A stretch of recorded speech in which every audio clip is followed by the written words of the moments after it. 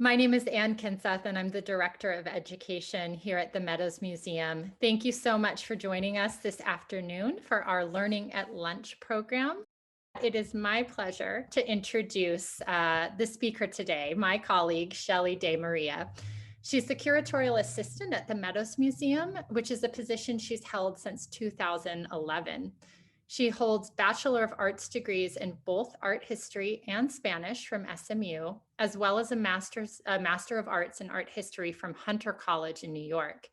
And during her time with us at the Meadows, she has curated several exhibitions, including Dalí, Poetics of the Small, 1929 to 1936, Salvador Dalí, an early Surrealist masterpiece, and Human Nature, the Ridiculous and Sublime, Recent Works by John Alexander.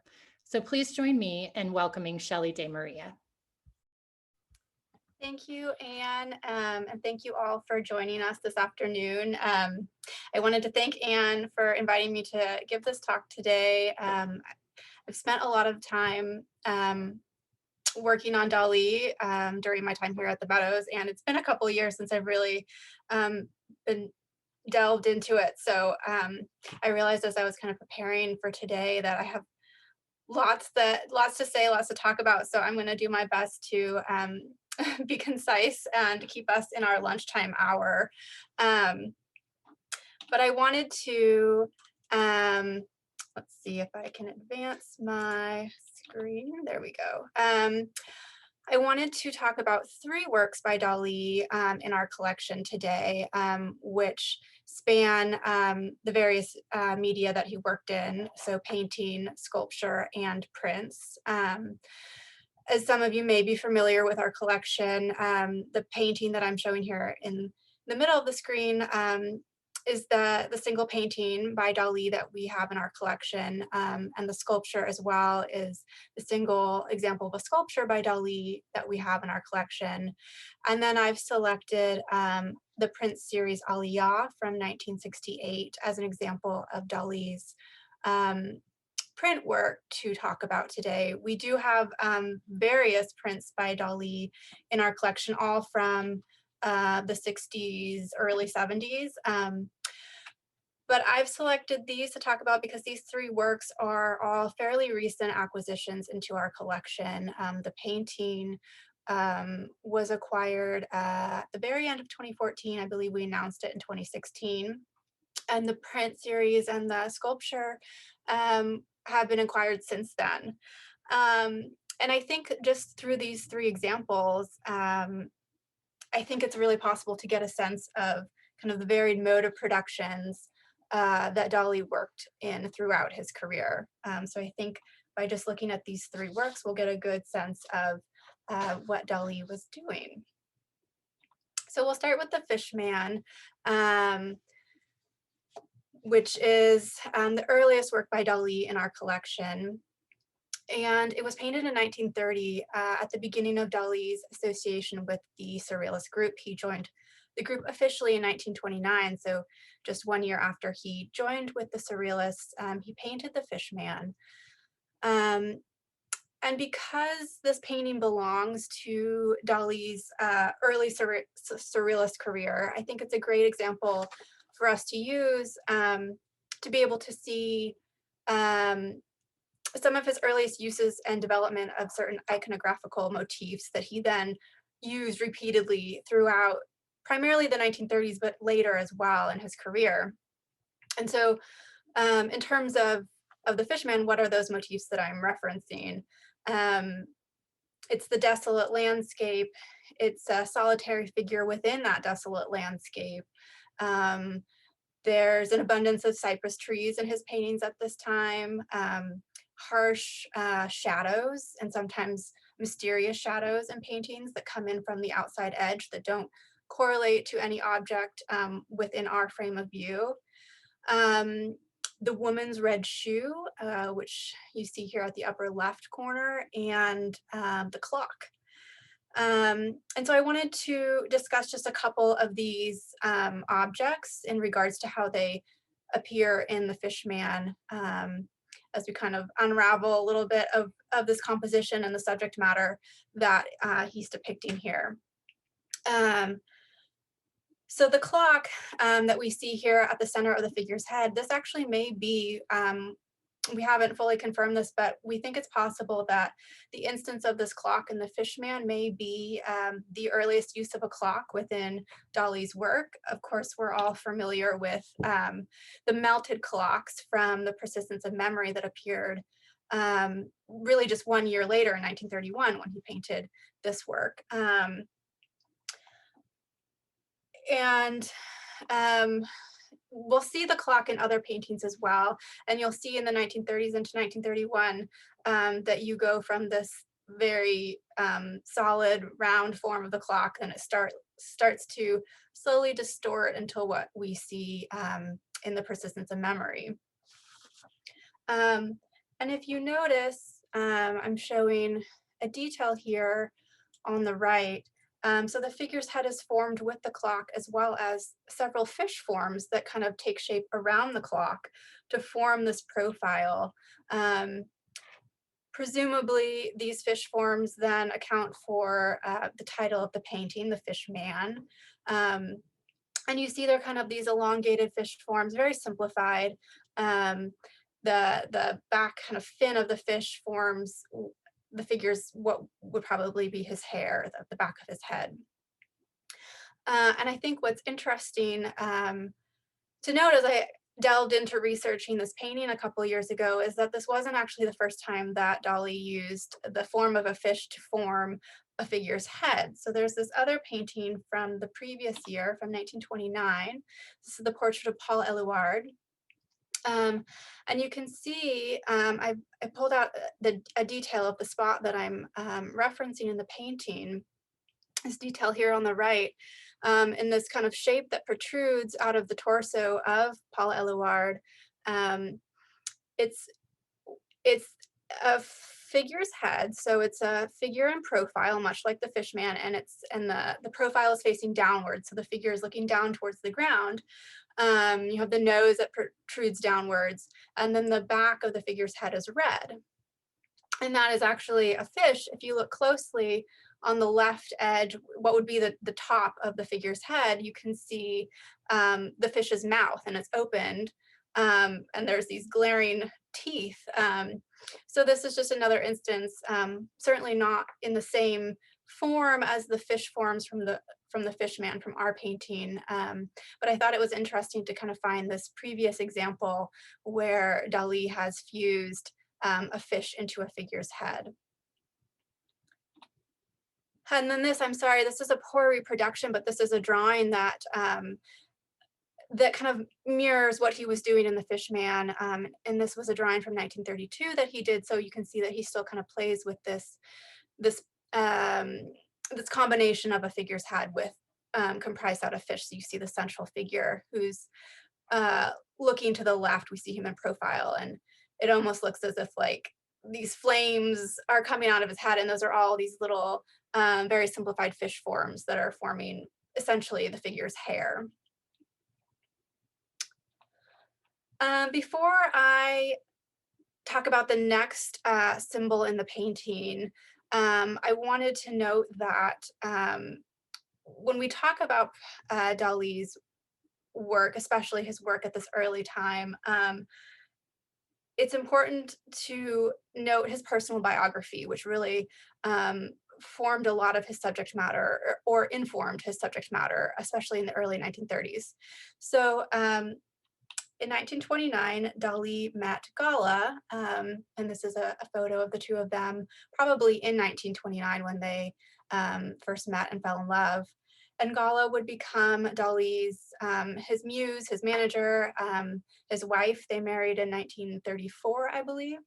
And so I'm showing here on the right, it's a detail from the Fishman. And again, I'm sorry, it doesn't translate very well. Blown up on the computer screen, but this is basically Dalí's signature on the Fishman, and it's an inscription to Gala. It says Pour l'Olivet and then Salvador Dalí 1930. So Pour l'Olivet translates to for little olive, and that was essentially a nickname that Dalí used to refer to Gala, and supposedly it was in reference to, I think the quote is, the oval of her face and the color of her skin, meaning they were all alike. And so he dedicated this painting to Gala at the beginning of his surrealist career, and it shows the beginning and then eventually the growing influence that she would have over his work. Um, and I mention this because I believe that her influence and her presence in the painting extends beyond just that inscription. Through my research, I've kind of posed the suggestion that this red woman's shoe that we see at the upper left corner of the painting may be a reference of some sort to Gala as well. And you'll see, and I pulled out a couple details here on the right. So there's the red shoe at the upper left corner, and then the shoe form is repeated again in the figure's chest. So it's almost as if it's protruding from underneath the figure's skin at the place located essentially where his heart would be. And I relate this to Gala for several reasons. Like the clock, this symbol of the shoe first began appearing at this time. Again, this painting may be the first instance of the red shoe showing up in one of Dalí's compositions, but it certainly was then a symbol that he used often in the early 1930s. And it relates to a sculpture or what he called a surrealist object that he made the following year in 1931. And this is a recreation here that I'm showing that's in the Art Institute of Chicago's collection. So Dalí began making surrealist objects in 1931, and this one with the shoe was the first such object that he made. And it's thought that in the original version of this object, the shoe that he used was in fact Gala's. And so in that sense, we kind of start to get the sense that this relates back to Gala and the importance of the red specifically in the painting. And so I've tried to kind of pull these elements together and come up with different interpretations of what might be happening in this painting. And I'll just offer one that I've kind of landed on, which is that I think Dalí is kind of memorializing, in a sense, the start of his relationship with Gala and recognizing, what a force she already is in his life at that time. And so I see it. There's different interpretations in terms of this figure. Is this figure male? Is this female figure? Is this a female figure? It's certainly an androgynous figure, and I think probably purposely so. But I read this as a bit of kind of the melding of Dalí and Gala into one, and I think that plays into the signature of how he inscribes it to her using this nickname that references her. In later works, he'll start to sign his paintings Gala Salvador Dalí as if they're one person. And so I see this figure almost representing that transition of recognizing the combination of his figure with hers, and that's, I see, takes shape through principally through the shoe, which we see as representing Gala, and then the shoe placed at the figure's heart. I think that is kind of a poignant way for him to combine their two figures into one. And one more thing I wanted to note about this painting before we move on to the next work by Dalí in our collection is that the Fishman was included in the first exhibition of surrealist art in the US, and that exhibition was called Newer Superrealism, and it was held at the Wadsworth Atheneum Museum of Art at the end of 1931, from November 15th to December 7th of 1931. And this was an exhibition that essentially, this was the first time that the surrealists were presented as a as a group, as a movement. Certainly works by the Surrealists have been shown in the US prior to this date, but this was really the first exhibition that kind of culled their work into a cohesive movement. Um, the exhibition included 49 works total by 8 different artists, and Dalí was represented with 10 works, 8 paintings and 2 drawings. And so I just wanted to show, these are the 8 paintings that were in the show by Dalí. You'll see the fisherman at the top center. The Persistence of Memory was in that show.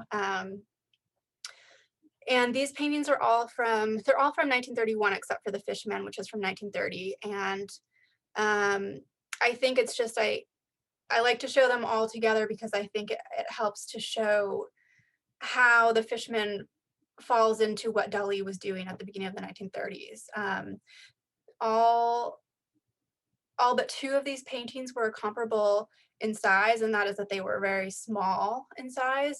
What I didn't note at the beginning of my talk is that our painting, the Fishman, is 10.5 by 7.5 inches, so it's a very small painting, which is, I think, just slightly smaller than the size of the Persistence of Memory. So most of these paintings, except for, I believe it's the 2 on the bottom that flank the Persistence of Memory, those I think were larger, but the rest were very small in scale.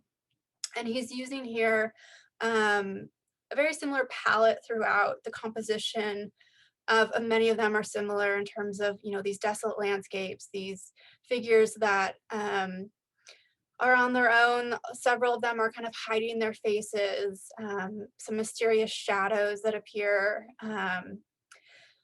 So I like to show these all together to show how the Fishman fits into this time of Dalí's career. And I think with that, for the sake of time, I will move on to the next work, which is our sculpture by Dalí, titled Venus de Milo with Drawers. And the example of the sculpture that we have at the Meadows Museum is a later work. It was cast in 1971, but the Venus de Milo with Drawers was an object that Dalí first conceived in 1936, so still very much within his Surrealist period. And so this is another object that falls within the category of a Surrealist object. As I mentioned earlier, with the object with the red shoe that Dalí first did in 1931. This was another object that he created to be kind of understood in that vein. So Dalí took inspiration from the 2nd century BC marble, the Venus de Milo, that's housed at the Musée du Louvre in Paris, and I'm showing that on the left here. And so he looked to that and decided that he wanted to create his own Surrealist version of it. So in 1936, he modified this original Greek form, and he added 6 removable drawers to the figure's body, which you see here in the 2 images on the right. 1 in the forehead, 2 at the breast, the abdomen, and then the figure's proper left knee. And each drawer, which was functioning, it was fully removable, included a metal pole with a mink pom-pom, which we see in the center. And so the center image is that original plaster reproduction that Dalí produced in 1936. It now belongs to the Art Institute of Chicago's collection. And it's funny, apparently it was the British surrealist Conroy Maddox who suggested that this form was the result of a linguistic confusion in which Dalí interpreted the English phrase, a chest of drawers, in a very literal, perhaps the most literal sense, to form this figure that has a chest of drawers. So as I said, the initial object, which we see here in the center, and then the Meadows version is the image on the right. But the initial object was formed in plaster. It was approximately 38 inches high, which was about half the size of the original marble Venus on the left. And it remained largely unknown. This plaster reproduction that he created in 1936 remained largely unknown until the 1960s. At that time, it was acquired by a Paris art dealer who, with Dalí's permission, cast an edition of 6 bronzes and 4 artist proofs in 1964. Those bronzes were then painted white to mimic, I suppose, both the plaster as well as the original Greek marble. And what happened after that, after these 6 bronzes were cast in 1964, is that then over the next 25 years, essentially until his death, Dalí continued to recreate this version of the Venus de Milo with drawers. And so that is where the Meadows' copy comes from. It comes from a small edition of 150 that was cast in 1971. There were various editions that were cast. I mean, some were editions of, I think, 500, maybe even 1,000. So the edition that we have here at the Meadows is great because of these editions that came later. It is most true in form to what Dalí's original plaster looked like. Several of the other editions had different patinas and so they were different colors. So ours is, it's white, which mimics the original. Of course, it lacks the mink pompons, but it has the 6 functioning drawers. The drawers in our sculpture all are fully removable. And it's like many of these later editions, it was smaller. It was even smaller in size. So it's 15 inches high as opposed to Dalí's original plaster, which was 38 inches high. So it's a smaller version, but you can see how it compares to Dalí's original vision.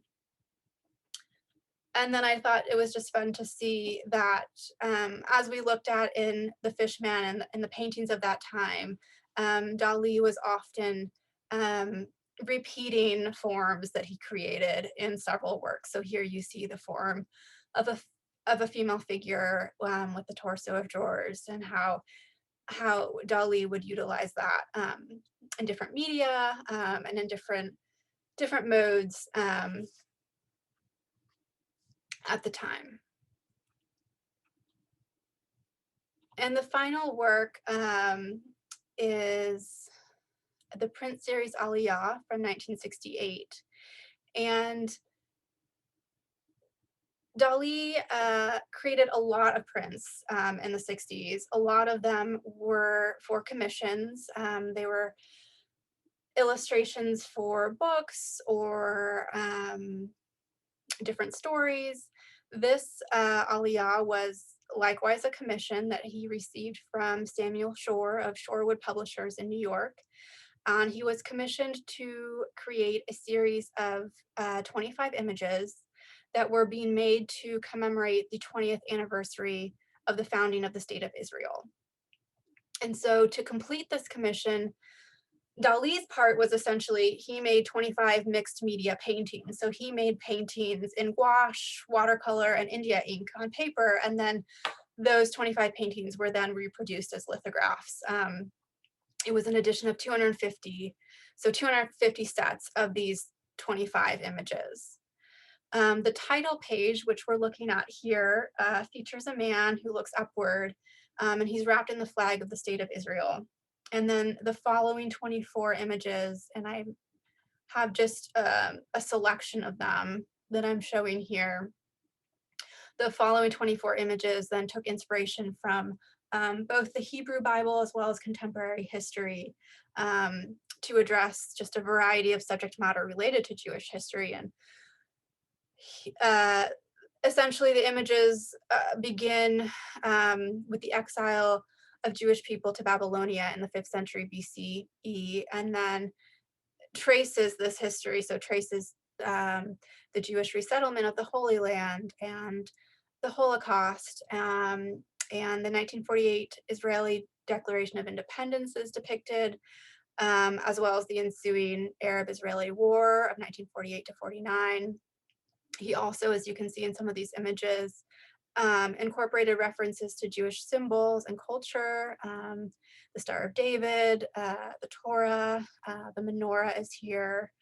So it was a mix of images, and it's thought that although it's not known who exactly Dalí might have consulted with, it's definitely thought that he probably had input and consultation from someone who kind of helped guide him in terms of the subject matter that was included in these images. Um, and I think just from the selection that I'm showing here, you can get a sense of you know, how in this medium and in these lithographs, his style comes across quite differently. There were some prints, I think, let's see, of the ones that we're showing, probably the print in the lower left corner is a good example of how he used kind of repeating motifs throughout his prints. So we have also in our collection um, Dalí's print series of Faust and Dalí's print series titled Poems of Mao Zedong, both at the end, both published at the end of the 60s. And and those prints kind of show similar figures in a landscape with these receding diagonals. So I think it's interesting to know that, you know, this was a very specific commission that he was fulfilling, but he resorted to certain compositions and certain elements that he would insert into these works that were very much in the vein of what he was producing elsewhere as well. I think given the time, I will stop there and I will stop my screen share and open it up to questions, comments, conversation. I know that was a whole lot of information condensed into a very short amount of time, but like I said, I have so much I could say about these, so I'm curious to kind of know what everyone's interested in. So we'll go from there. Well, Shelley, thank you so much for a really wonderful overview of the Meadows Museum's holdings of Dalí. We already have questions in the chat box. So the first question is in reference to the Fishman. And I don't know if there's anything to this, but Maria is curious if there's any significance or symbolism of that long wall that we see. Yeah, that's a great question.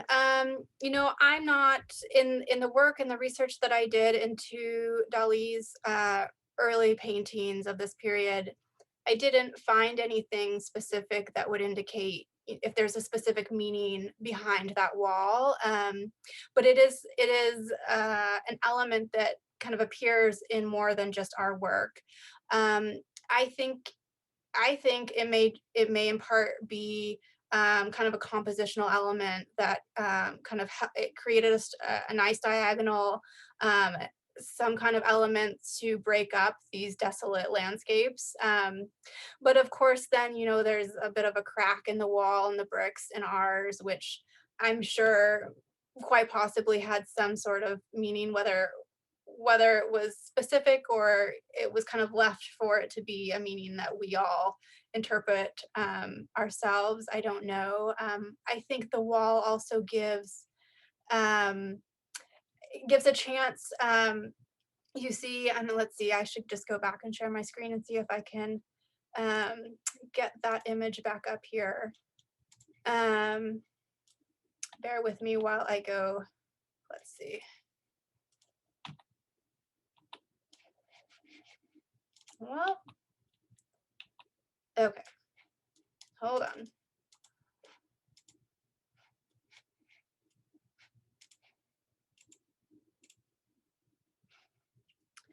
So you see kind of halfway back on that wall, there's a like what looks like a pebble that's placed on the wall, and then you see the shadow that protrudes over the wall. I think maybe the wall um, just gave another excuse for him to be able to play with shadows. Shadows are definitely kind of a main character within these works. So I read it that way. I know actually as I'm pulling this up and looking at it, it's reminding me that someone looking at this painting interpreted this as a door that's almost lying flat against the landscape, with the pebble kind of being placed where a door handle would be, and the shadow to the right possibly indicating that the door is opening. So like I said, I think there's a variety of ways that you can interpret what he's doing with this wall, and I certainly have not found any definitive suggestion that it has a specific meaning. Thanks, Shelley. So we're going to stay with this work of art. Oh, sorry. Okay. Carrie has a question about it. She, I guess, first shared an observation, which is not only is the shoe beneath this figure's skin, but also it appears that perhaps the fish are. And she noted that Dalí and Gala perhaps met by the beach on vacation. And so she's curious if the fish might also be a representation of their relationship. What's your take on that? Yeah, I mean, I think that's a really great interpretation, and could very well play into it. Dalí's family, Dalí was from the north of Spain, Cadaqués, which is kind of outside of Barcelona, and then they had kind of like this. Dalí then lived in the later part of his life, or I think in the 30s, he and Gala purchased basically like a fishing hut in Port Igat, which was a even more isolated kind of coastal town. And so certainly that was a large part of Dalí's background in his life, was that coastal life. And as you say, then Gala gets incorporated into that the summer that they met in 1929. And kind of fell in love, it happened while they were at the beach. I think also another possible interpretation, knowing how much surrealism kind of looks to Sigmund Freud and those theories, is that the fish is sometimes considered to be a symbol for the male. And so I have sometimes wondered if, as I said before, if you see the figures kind of a joining of the two, you could possibly interpret it as the fish is the symbol for a male, and the shoe is sometimes then considered a symbol for the female, in the sense that it's a vessel-like object. So that's another interpretation that we've played with. But I like that suggestion about it referencing this time and place that he and Gala met. I think that's really lovely. Thanks, Shelley. The next two questions have to do with the Venus. And there's curiosity from Stephanie about kind of the symbolism of the drawers. And then Maria's curious about the Venus itself and whether the Venus had a particular meaning for him, as it appeared to be perhaps an obsession. I guess I'll start with the second question. I really am not sure. I mean, I think, we certainly see him playing with that female form, and so I don't know if it's just the female figure or if it's specifically the Venus that's the inspiration. I think what we see him doing, and what I hope I showed a little bit, is the way that he creates some kind of form, and then he likes to use it and reuse it and reuse it. And so I think that that's certainly at play here. Whether that was just kind of a trope that he was using, or whether it was because he was, had this obsession with the Venus figure, I'm not sure. In terms of the drawers, I think that there is probably sexual innuendos there that he's playing with. I think I like the interpretation that, that it's this linguistic confusion of the chest of drawers, but I think that that's probably it might be simplifying what's really happening there. I think Dalí probably liked that interpretation as well, but I would venture a guess that he was playing with something a little bit more in terms of the female body and the drawers being opened and closed. Thank you. So this question is more kind of at the macro level. When we think about Dalí's production, about prints, sculptures, and paintings like you've shown us today, do you have a sense of the percentages? You know, did he tend to work mainly, we think of him, I think, largely as a painter, but how did his production actually kind of shake out? Well, I can answer that very roughly, which is to say, you know, his career started really in the mid-20s when he was a student, and um, it started with paintings primarily, and especially into the 30s, the period of the 1930s, which he's most well known for. You know, all those types of paintings that I was showing. He really is predominantly painting, and then I think there's only, I want to say, just a handful, probably less than 5 prints that he created, at least through the 30s, if not into the 40s. It wasn't until his late career, maybe the 50s, but certainly starting in the 60s, all of a sudden he started creating his canvases, his paintings became much bigger, which probably resulted in him not creating as many paintings. And then at this moment in the 60s, you see this influx of prints. So it really kind of swaps. So his early career is really based in painting, and his late career is really based in printmaking. Thank you. So I'm going to pull us back again to the Fishman because there's been 2 questions about the clock and the time that it's set to. It appears to read 7 o'clock a.m. p.m. I don't know. And someone says that that is the same as what we see in his other work, The Persistence of Memory.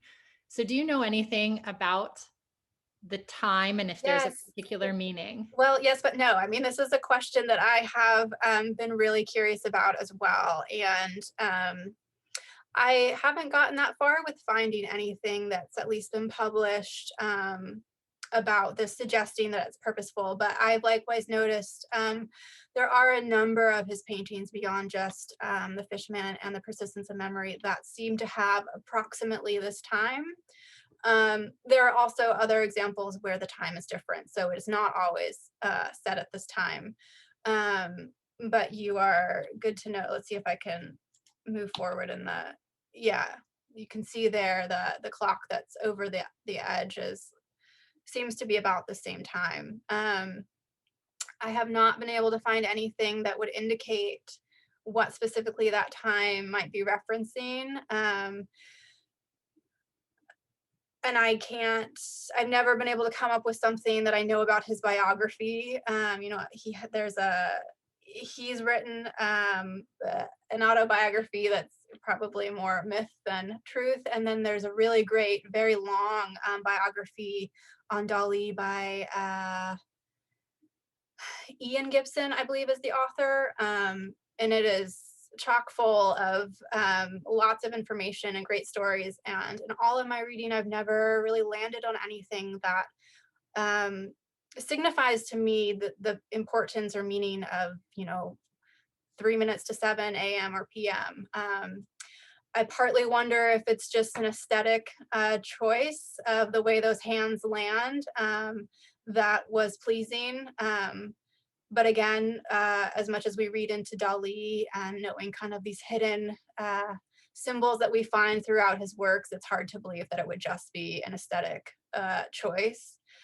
So that is certainly a question that continues to haunt me, and I'm certain that there's probably an answer out there somewhere, but I haven't landed on it yet. Well, perhaps we can all continue looking and thinking about it. I think we have time for one final question since we did start just a bit late. And this one is about the print series, about Aliyah. So I think it's Linda who notes that series was completed about a year after the end of the is it the 6 Years War, 6 Day War? Sorry. So is there any connection between that? Was this a commemoration? Ooh, that I do not know. I have to admit that the Prince series is probably the work that I know the least about.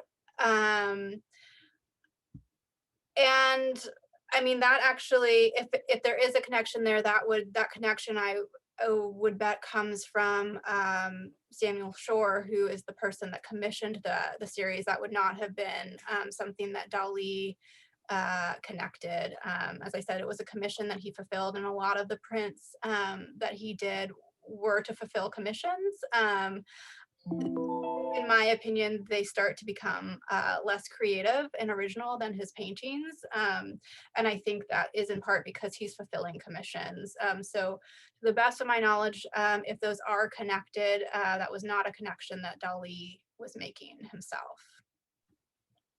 Well, Shelley, thank you so much. If you could see the chat box, you would see just a lot of glowing messages thanking you for what you've done this afternoon. This has been a really fantastic look at a fascinating artist in our collection. So thank you so much.